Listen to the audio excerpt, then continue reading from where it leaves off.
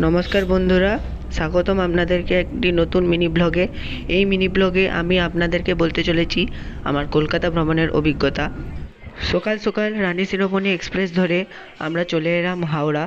সেখানে আমরা চাপলাম মেট্রোতে। মেট্রো স্টেশন খুবই পরিষ্কার ছিল।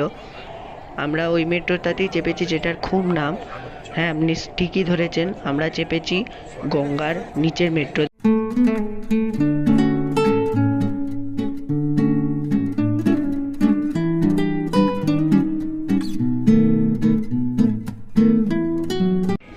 হোটেলে পৌঁছে চটপট রেডি হয়ে আমরা বেরিয়ে পড়লাম ঐতিহ্যময় রবি ঠাকুরের বাড়ির উদ্দেশ্যে।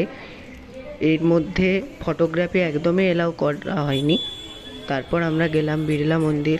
মন্দিরটা খুবই সুন্দর ছিল, কিন্তু এখানেও কোনো ফটোগ্রাফি এলাও করা হয়নি। এবার আমরা গেলাম বিখ্যাত ভিক্টোরিয়া মেমোরিয়ালে।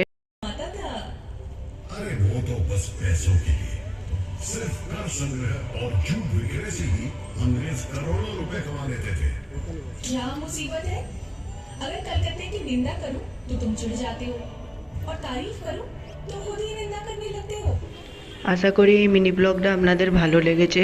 যদি আপনাদের এই মিনি ব্লগটা ভালো লাগে তাহলে প্লিজ লাইক, সাবস্ক্রাইব এবং শেয়ার করে দিবেন।